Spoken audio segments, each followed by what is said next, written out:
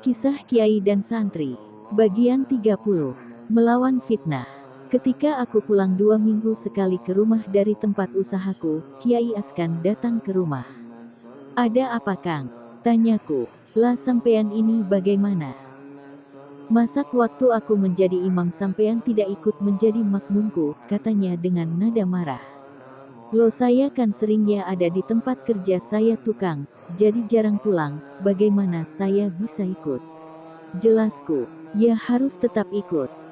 Ya disempat-sempatkan ikut," katanya memaksa.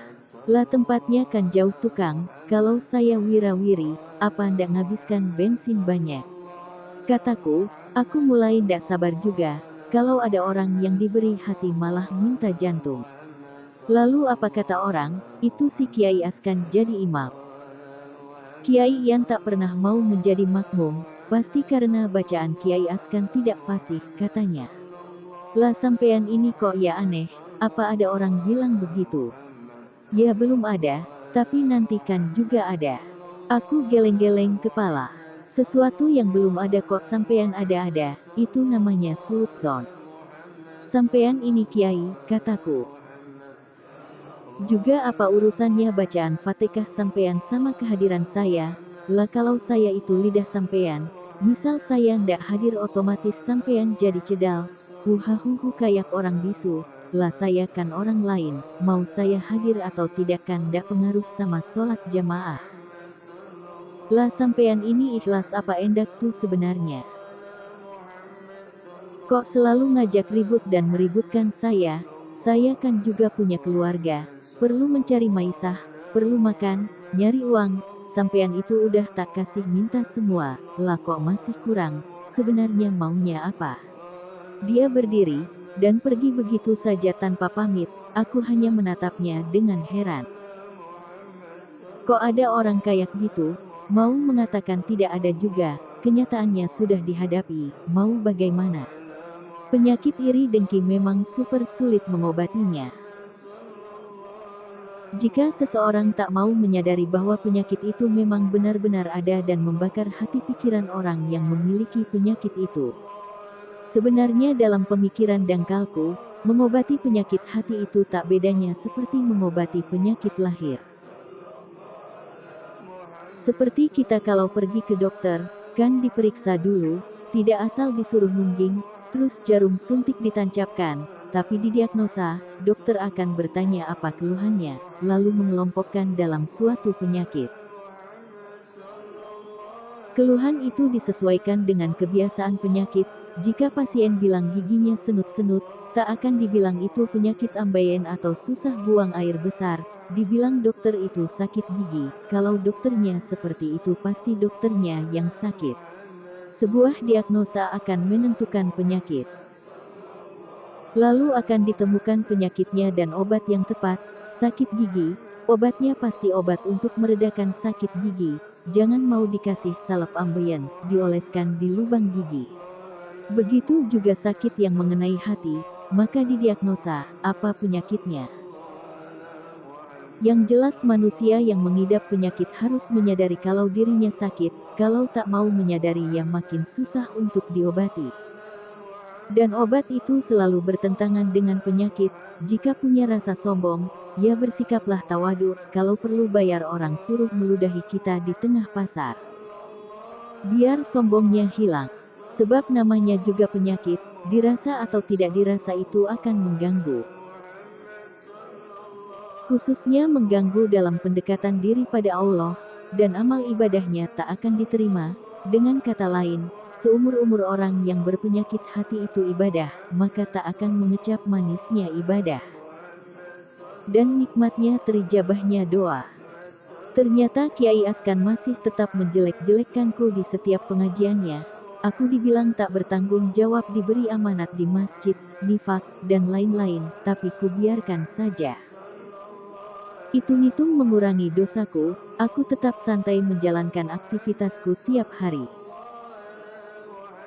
Sampai pada suatu hari, Aku mendengar anak dari Kiai Askan yang sudah bisa jalan tiba-tiba lumpuh, dan kakinya mengecil, tiap malam selalu menangis sampai pagi, sudah dibawa ke dokter.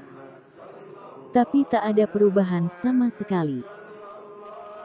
Anaknya tetap dalam keadaan lumpuh, dan tiap mulai maghrib menangis sampai suaranya habis, karena sebelum ada azan subuh, anaknya itu tak mau berhenti menangis. Sehingga Kiai Askan dan istrinya dibuat pusing, karena tiap malam harus begadang menjaga anaknya yang menangis terus. Tiap hari dicarikan obat ke sana kemari tapi semua tak sanggup mengobati, sampai dibawa ke Kiai Sepuh. Dikatakan oleh Kiai Sepuh itu kalau anaknya itu digandoli 2 jin lumpuh, dan bahkan Kiai Sepuh itu tak sanggup mengambil, dan yang sanggup mengambil hanya seorang pemuda berkacamata. Rumahnya depannya ada pohon mangganya, dekat balai desa. Itu ku dengar setelah istrinya bercerita padaku. Sudah sebulan anak Kiai Askan seperti itu, mau dibawa ke rumahku, jelas gengsi, mencoba dibawa ke paranormal, atau kiai, dukun, semua tetap hasilnya nihil. Sampai mungkin sudah tak ada jalan keluar. Maka istrinya jam 2 malam disuruh ke rumahku membawa anaknya yang lumpuh dan digendong, dalam keadaan menangis, mengetuk rumahku. Siapa? Tanyaku yang waktu itu masih zikir. Saya Dik. Istrinya Askan, jawab istrinya Askan. Aku keluar membuka pintu, dan kulihat anaknya digendong dalam keadaan menangis. Mari silahkan masuk, kataku mempersilahkan. Anehnya ketika melangkah ke pintuku, maka anaknya langsung diam, tak menangis. Memang di luar kulihat 2 jin lumpuh, tengah bersembunyi dari tatapan mataku. Ada apa Mbak? Tanyaku. Ini anakku, lumpuh dan rewel terus, jelasnya. Lah tidak rewel gitu kok Mbak, anteng saja, kataku menunjuk anaknya yang tidur dalam gendongannya. Iya ya, tapi tadi rewel, katanya. Kalau gitu saya mohon diri, tambahnya. Ya silahkan, ku antar sampai pintu, dan pintu ku tutup, tapi baru berjalan sampai 50 meteran, anaknya nangis lagi. Aku juga mendengar, dan ku tunggu ternyata dia datang lagi. Ku bukakan pintu. Siapa Mas? Tanya Husna yang bangun. Ini istrinya Pak Askan, jawabku. Dan lagi-lagi ketika anaknya dibawa masuk ke rumahku, maka tangisnya pun terhenti. Ini bagaimana? Kok kalau masuk rumah anakku jadi ndak nangis? Katanya. Tak ku katakan kalau ada 2 jin lumpuh yang mengikuti dan 2 jin itu tak berani masuk rumahku, takutnya malah membuat istri Pak Askan takut. Wah aku ndak tahu Mbak, wong saya ini orang bodoh, jawabku. Sudah tidur di sini saja Mbak. Wong anaknya juga sudah anteng gitu tidurnya, sana bawa tidur di kamarku, kata Husna. Dan Husna pindah keluar tidur di lantai. Paginya Kiai Askan datang dan mengajak pulang istrinya. Hanya Husna yang menemui. Siangnya istrinya datang lagi, juga ditemui Husna. Dia cerita soal aku yang dikatakan orang yang bisa mengobati anaknya, lalu Husna memanggilku. Ada apa Mbak? Tanyaku. Ini soal lumpuhnya anakku, kata orang pinter sampean yang bisa mengobati, katanya. Wah orang pinternya itu mengada-ada Mbak. Wong saya ndak bisa apa-apa, jelasku.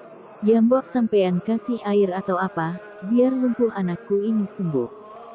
Dik tolong ambilkan aqua, kataku pada Husna. Lalu air ku bacakan basmalah, dan ku tiupkan ke air. Ini nanti airnya dipakai memandikan si kecil ya Mbak. Semoga Allah memberikan kesembuhan, kataku. Lalu istrinya Kiai Askan mohon diri, aku hanya berharap semoga semua menjadikan kebaikan ke depan. Walau aku tak banyak berharap. Dan memang besoknya anaknya Kiai Askan benar-benar sembuh. Tapi kemudian malah dalam pengajiannya aku disiarkan di speaker bahwa aku telah mengerjai anaknya. Yah biarlah. Aku juga tak berharap pekerjaanku dinilai dengan penghargaan, kok kemudian malah membuatku karena menolong orang lain aku makin dijelek-jelekan, mungkin akan membuatku makin meningkat derajatku di sisi Allah. Dan saat cerita ini kutulis, Sekarang malah bukan Kiai Askan saja yang memusuhiku, tapi juga istrinya, sampai berusaha dengan daya upaya, dan membakar ke sana-sini untuk menjatuhkan namaku. Tapi segala kebaikan pasti harus ada yang dengki agar kebaikan itu seperti terdorong. Dan keikhlasan manusia akan teruji, serta terukur. Keikhlasan tertinggi menurut dangkalnya pikiranku adalah ketika kita telah tak merasa bahwa perbuatan baik apapun yang kita lakukan adalah perbuatan kita, tapi itu adalah perbuatan Allah. Kita hanya lapangan tempat Allah melakukan perbuatan baik, bagaimana tidak? Kan semua anggota tubuh yang kita punya adalah milik Allah, bahkan sebuah niat baik melakukan perbuatan baik yang menempatkan di hati adalah Allah. Dan pemikiran untuk melakukan perbuatan dengan segala bentuk kejelimetan proses teorinya yang memberi ilham agar terrealisasi dengan sempurna adalah Allah. Bahkan kemudian suatu perbuatan yang asalnya dalam bentuk teori dan rencana kemudian menjadi gerak dan kejadian yang mengizinkan dan memberi tempat, waktu, peluang, semua yang memberi adalah Allah, maka tak ada satupun hak kita mengakui kalau satupun adalah perbuatan kita. Walau bila dilihat seperti perbuatan kita. Coba saja kalau satu saja itu merupakan perbuatan kita, contoh saja waktu, jika kita merasa itu waktu kita, maka coba hentikan waktu, berarti kita harus menghentikan semua, menghentikan waktu yang berjalan, seluruh manusia di seluruh dunia yang bergerak. Seluruh jantung makhluk, dari semut, sampai hiu, manusia dan jin yang berdetak, angin yang berhembus. Dari denyut nadi sampai pergerakan matahari. Cuma mau menghentikan waktu saja begitu beragam dan majmuknya yang harus kita hentikan bersama penghentian waktu.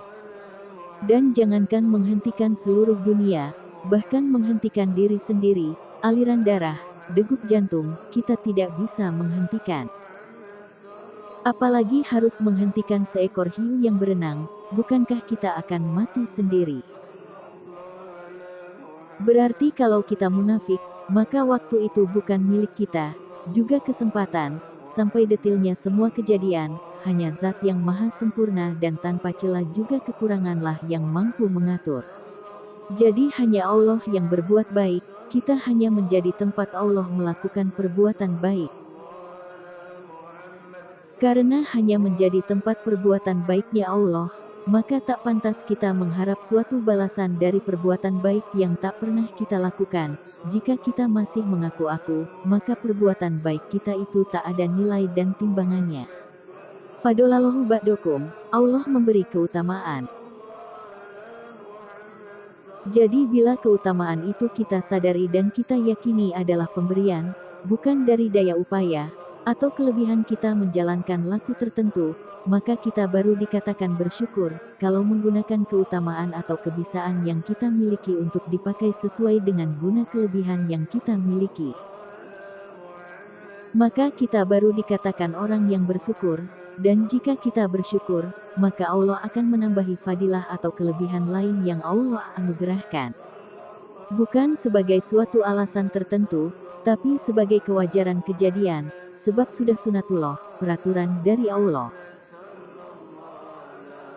Bahwa kejadian atau sesuatu yang terjadi itu akan menjalar pada kejadian yang lain, makanya dikatakan lain sakartum la azidanakum, apabila kamu bersyukur maka kami akan menambahi untuk kalian, sebab sesuatu yang terjadi itu akan menimbulkan kejadian baru.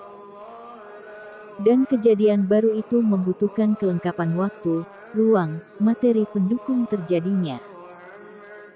Contoh sepele saja, kita mau makan, jika kita pergi ke warung nasi, jika tempatnya jauh kita butuh jalan, dan jalan harus ada yang membangun, jika jalan raya, maka harus ada kerikil, aspal, kontraktor. Kerikil itu harus ada yang mengangkut, ada kejadian sampai terjadinya berbentuk kerikil, del. Jika sampai di warung, maka warung itu berdiri, harus ada yang mendirikan, dibangun dari kayu, maka harus ada kayunya, penebang kayunya, yang mengangkut, tukang kayu, dan kelengkapannya. Contoh kita ambil jika ada tukang kayu, maka tukang kayunya harus dalam keadaan sehat, hidup, kuat, bisa menukang, punya peralatan lengkap dari ukur sampai gergaji. Lalu kita ambil lagi tentang gergaji, harus ada besi, ada pembuat gergaji, ada kikir. Itu belum sampai ke nasinya, baru dalam perjalanan ke warung nasi, begitu banyak dan sambung menyambung suatu kejadian dengan kejadian lain.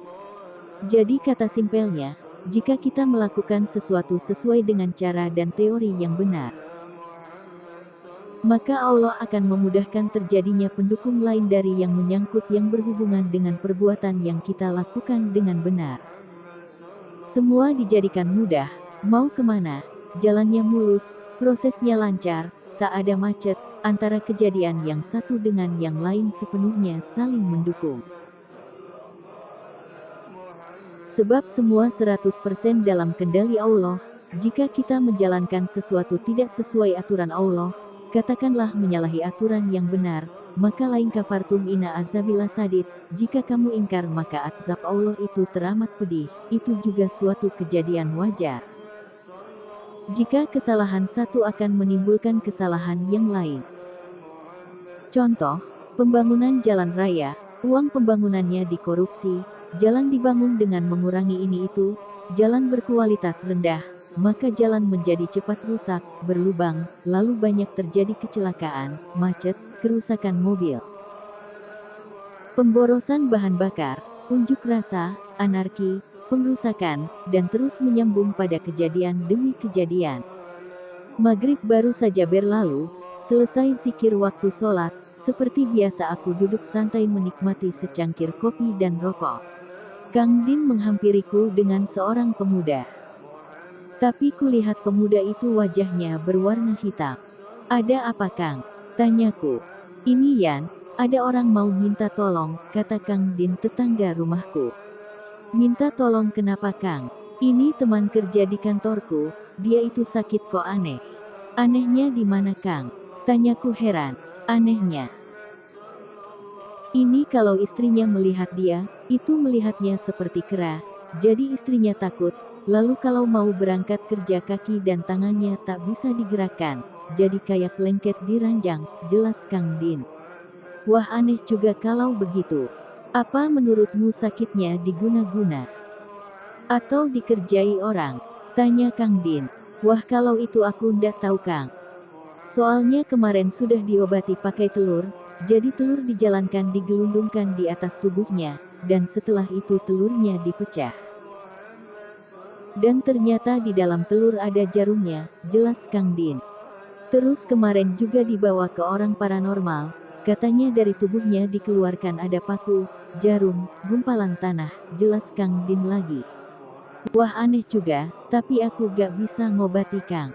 Tolonglah diapakan gitu, kasihan dia. Wong ini juga sudah dibawa kemana-mana tapi hasilnya nihil. Lah apa waktu dikeluarkan pakunya ndak sembuh? Tanyaku. Yah begitulah tidak sembuh. Sebenarnya seminggu silam, aku telah diberitahu tentang orang ini yang dibawa Kang Din, bagaimana cara mengobatinya maka aku tinggal mengobatinya. Dengan petunjuk yang kuperoleh. Bagaimana Ian? Tanya Kang Din. Sementara lelaki yang dibawa sama sekali tidak berbicara. Hanya mendengarkan pembicaraan kami. Jadi aku hanya perlu mengucapkan petunjuk yang kuterima lewat mimpi. Masnya ini namanya siapa? Tanyaku kepada orangnya yang sakit itu. Saya bernama Muhajir Mas, jawabnya singkat. Binnya siapa? Bin Abdul Munir Mas, jawabnya lagi. Yakin tidak? Sampean jika aku yang mengobati. Tanyaku lagi. Yakin Mas? Mau menjalankan syarat yang akan kuberikan? Siap Mas, asal saya bisa sembuh. Syaratnya apa Mas? Tanyanya. Syaratnya sampean harus mengambil kelapa hijau, tapi jangan sampai kelapanya jatuh ke tanah. Soal caranya itu terserah sampean bagaimana agar kelapanya tak jatuh ke tanah, entah memakai tambang atau bagaimana, sanggup. Sanggup Mas. Nah besok kalau sudah mendapat kelapa itu sampean bawa kemari kelapanya, jelasku. Ya Mas. Kalau begitu saya mohon diri. Ya silahkan. Memang kadang secara logika, Kadang pengobatan itu tak logis, tapi sesuatu terjadi itu tak menunggu akal kita menerima baru terjadi, tapi segala sesuatu itu terjadi karena Allah mengizini untuk terjadi, bahkan setan saja tahu itu. Makanya ketika dulu iblis mau menyesatkan anak turun Adam, dia meminta izin dulu pada Allah, agar diberi izin menggoda anak turun Adam, sebab jika Allah tak mengizinkan maka bagaimanapun remehnya, sesuatu tak akan terjadi. Besoknya Muhajir datang lagi, dengan membawa kelapa hijau 3 butir. Lalu ketiga kelapa hijau kudoakan, dan yang satu kusuruh meminum, yang satu kusuruh memakai mandi, yang satu kusuruh memakai untuk mengepel rumah. 2 hari kemudian Muhajir datang disertai istrinya. Dan mengucapkan terima kasih karena istrinya tidak lagi melihat pada yang lelaki seperti melihat kera. Juga penyakitnya Muhajir telah tuntas tak dirasakan lagi. Tapi malamnya di atas genteng rumahku terdengar ledakan seperti petasan, ada beberapa kali ledakan. Terjadi kira-kira jam 1 dini hari. Aku segera melepas sukma, mencari arah cahaya api dari mana datangnya. Sukmaku melesat ke arah Cirebon, dan berhenti di sebuah rumah. Aku pun melesat ke dalam rumah, bau menyan serasa menyengat, dan di dalam rumah seorang lelaki berpakaian batik bertubuh pendek. Tengah melakukan ritual tenung, ku buat lingkaran membentengi ruang gerak kekuatan lelaki itu, sebentuk seperti lingkaran balon tembus pandang. Lelaki itu mencoba berulang-ulang mengiring santetnya, tapi selalu mental mengenai dirinya sendiri. Dia heran, dan mengulangi, tapi tetap saja jarum, paku, silet yang dikirimkan tetap membalik mengenai dirinya sendiri. Ada apa ini? Sial, siapa yang memberi pertolongan kepada sasaranku, dengus lelaki itu. Aku hanya menggeleng melihat tingkah lakunya. Lalu aku pulang ke rumah, kembali ke dalam ragaku. Aku sedang melakukan kerja sama dengan Mahmud, dia yang menanggung segala penerimaan pembayaran usaha kami. Dan aku yang menjalankan usaha. Di awal-awalnya pembayaran yang dia berikan lancar, tapi heran ini sudah sebulan berlalu tapi pembayaran tak kunjung dia berikan, padahal secara perhitungan bagian yang kuterima 6 juta kadang ada dalam 1 minggu. Sebab pendapatan memang tak pasti karena tergantung jalannya usaha yang kujalankan. Aku mendatangi Mahmud, dia orang kaya yang banyak usahanya, ada toko elektronik, ada penjualan sepeda motor, juga usaha yang ku tak tahu apa lagi. Mas Mahmud, ini soal pembayaran bagian saya bagaimana kok tidak ada ku terima pembayaran, kataku ketika berhadapan dengan Mas Mahmud. Itu Ian, untuk bulan ini tak ada uang, semua uangnya habis untuk pembelian bahan, jawab dia. Loh, bahan apa lagi, kan aku yang mengerjakan.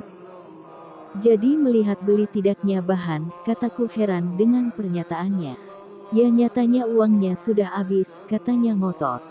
Ya kalau begitu caranya, ya saya yang rugi, mana ada bekerja tidak dibayar, mana ada orang mau, kataku, karena sudah merasa diakali. Ya kenyataannya seperti itu. Mau bagaimana lagi? Sudah kalau seperti itu, kita hentikan saja kerja sama kita, sebab ini jelas merugikan saya, kalau sistemnya tidak saling menguntungkan, jelasku. Ya kalau sampean ingin membatalkan ya sampean tidak mendapat bagian apa-apa, katanya. Tak apa-apa jika saya tidak dapat apapun.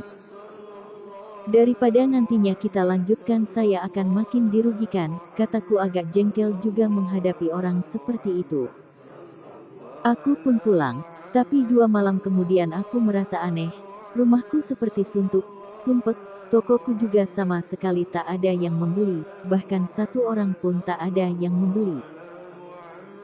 Seperti toko tak terlihat oleh orang yang lewat saja, dan serasa udara dalam rumah serasa suntuk. Ada apa sebenarnya? Ku coba meraga sukma, melihat apa sebenarnya yang terjadi. Ternyata di gaib rumahku seperti dikurung aura gelap sekali. Kelebihan meraga sukma itu bisa melacak ke masa yang lewat. Kita bisa menelusuri ke dunia masa yang lewat, tinggal meraga sukma ke waktu yang kita tuju, tapi dengan cara awal berangkat, jadi tak bisa dilakukan setelah meraga sukma, tapi bisanya dilakukan dengan tujuan waktu yang dituju sebelum meraga sukma. Aku segera kembali ke tubuh dan mulai lagi melacak siapa yang berbuat membuat rumahku dilingkupi aura hitam. Segera sukmaku melesat ke arah waktu dan tempat, di mana Mahmud dan istrinya sedang duduk di hadapan seorang dukun, dan sedang mengerjai rumahku. Aku jadi tahu kenapa Mahmud tak mau membayar pembagian uang kerja sama kami. Aku kembali lagi ke tubuhku dan besoknya meminta seseorang untuk memperingatkan kepada Mahmud, supaya menarik kekuatan jahat yang dipakai untuk mengganggu rumahku. Malah Mahmud marah-marah, dan malah menuduhku memakan uangnya, mencuri uangnya. Aku berusaha sabar, tapi anehnya, setelah Mahmud menjelek-jelekanku, ada seorang gila yang meminta rokok.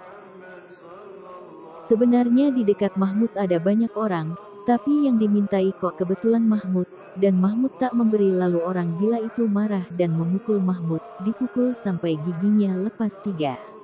Aku tak peduli pada cerita orang yang kusuruh, soal orang gila yang memukul Mahmud itu. Aku meminta pada orang yang kusuruh memperingatkan Mahmud lagi, agar menarik kekuatan jahat yang dikirimkan ke rumahku itu. Sampai peringatan yang kuberikan telah 3 kali.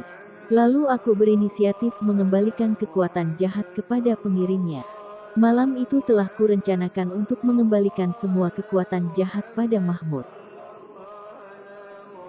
Maka aku duduk bersila menghimpun semua zikir, meminta pada sang pemberi kekuatan yaitu Allah. Lalu setelah semuanya kekuatan terkumpul, bumi kugedor, serasa pusaran kekuatan dahsyat membuyarkan kekuatan yang melingkupi rumahku. Dan terdengar jerit, "Ampun! Ampun!" dari puluhan jin yang dikirim ke rumahku. Segera ku lepas sukma, karena memburu, bicara dan menangkap jin dengan badan wadak tanpa mediator amatlah sulit, sementara aku sendirian, aku melompat dan menghadang berbagai jin yang mencoba lari dari gebahanku. Yang paling tinggi berbentuk raksasa dan berbadan hitam ku hentikan, dia langsung menekuk tubuh sujud minta ampun, padahal tanganku sudah kuisi cahaya dari Ya Latif, sehingga berwarna putih keperakan, jika ada yang melawan. Aku sudah siap meleburnya lumer menjadi cairan. Tapi ternyata tak ada yang melawan, semua langsung bersimpuh takluk, aku melayang menunggu, semua terdiam. Ada 13 jin, beberapa berbentuk cebol kecil, dengan telinga lancip dan dagu kecil serta tubuh katai. Yang paling aku perhatikan adalah yang bertubuh tinggi, mungkin tingginya ada 5 meteran, tubuhnya hitam legam, dan tak memakai pakaian sama sekali. Tapi tubuhnya dipenuhi bulu. "Kalian tahu kesalahan kalian?" tanyaku kubuat kereng. "Ampun, ampun, kami hanya diperintah," kata jin yang bertubuh besar dan berbibir tebal. "Aku tahu kau dan teman-temanmu hanya diperintah, maka dari itu, aku ingin kalian kembali pada yang memerintah," kataku. "Kami tak berani," kata jin yang bertubuh besar. Kalau begitu, kalian tahu apa yang ada di tanganku ini. Jika kuhantamkan kalian, apa yang terjadi?" kataku mengancam. "Ampun," kata semua serentak, dan bersujud-sujud. "Bagaimana? Apa kalian mau kembali ke pengiring kalian, atau kalian memilih lebur musnah?" kataku sambil menambah konsentrasi lafaz Ya Latif ke tangan kananku, sehingga warna terang keperakan makin menyala. "Baik, kami akan kembali kepada pengiring kami, lalu apa yang harus kami lakukan?" kata jin yang bertubuh besar. "Kalian lakukan saja apa yang pernah diperintahkan oleh pengiring kalian kepada kalian, untuk melakukan sesuatu hal buruk padaku. Nah, kalian sanggup kan?" "Ya, kami sanggup," jawab mereka serempak. "Nah, sekarang kalian boleh pergi," kataku sambil menyingkir. Dan semua jin kemudian beranjak pergi. Aku pun kembali pada raga yang kutinggalkan. Yang terjadi kemudian sungguh membuatku amat tercengang. Pertama yang terjadi, rumah Mahmud jadi angker, istri dan anaknya takut tinggal di rumah, sehingga minta pulang ke rumah istrinya. Bahkan orang yang lewat di sekitar rumah Mahmud pun jadi takut lewat samping rumah itu. Jika malam kadang terdengar suara seram, kadang terdengar tembok digedor-gedor, berbagai paranormal sudah berulang kali dan berganti-ganti didatangkan untuk membersihkan rumah itu, tapi ujung-ujungnya, kalau tidak pingsan ya lari kabur dari rumah itu. Entah bagaimana prosesnya. Toko elektroniknya Mahmud kesandung masalah, dan semua elektronik disita oleh pihak yang juga telah bekerja sama dengan Mahmud. Juga dealer motor, juga kesandung masalah. Sampai kemudian ketahuan kalau Mahmud banyak menanggung hutang pada bank. Dan rumah yang pernah ditinggalinya ditawarkan mau dijual 150 juta, tapi orang hanya mau menawar 100 juta. Beberapa hari kemudian akhirnya Mahmud mau menjual rumahnya seharga 100 juta. Tapi yang menawar hanya berani 50 juta, Mahmud tak mau, tapi beberapa hari kemudian dia mau menjual rumahnya 50 juta, tapi yang menawar hanya mau 25 juta, begitu terus terjadi, sampai akhirnya rumah terjual 3 juta. Dan itu pun setelah ada perjanjian Mahmud akan merobohkan rumahnya sendiri. Dan bukan cuma sampai di situ, istri Mahmud minta cerai, dan anak-anaknya tak ada yang mau tinggal dengannya. Mahmud tinggal di bekas kandang sapi tetangganya. Semua itu terjadi dalam masa cuma 3 bulan. Aku membayangkan bagaimana jika seandainya hal itu menimpa diriku dan keluargaku. Kadang aku sendiri merasa kasihan dengan keadaan Mahmud, tapi seandainya tidak begitu pasti yang dia lakukan pada orang lain tak akan berhenti. Dan sampai pada diriku pasti orang sebelum diriku yang dikerjai Mahmud sudah banyak korbannya, dan pas kebetulan dia ketemu batunya. Segala perjalanan apapun yang terjadi, maka itu tak ada artinya jika kita tidak bisa mengambil sebagai pelajaran. Menyerap kandungan hikmah apa yang tersimpan di dalamnya. Sehingga segala keputusan dan apa yang seharusnya dilakukan ketika menghadapi hal yang sama. Begitu juga bagi diriku sendiri, apapun yang dihadapi, kepanikan sekali-kali bukan jalan keluar, ketenangan mengambil sikap. Akan menghasilkan keputusan yang terbaik. Jika kita menyandarkan diri pada zat yang paling kuat yaitu Allah, maka kita akan menjadi kuat. Dan jika kita menyandarkan pada selain Allah, siapapun selain Allah itu pasti mati, terhalang, tak ada manusia atau apapun ciptaan Allah itu sakti. Dan punya kelebihan kecuali Allah yang memberi kelebihan, seperti burung yang terbang, atau ikan yang tahan di dalam air. Bersambung. Bagian 31.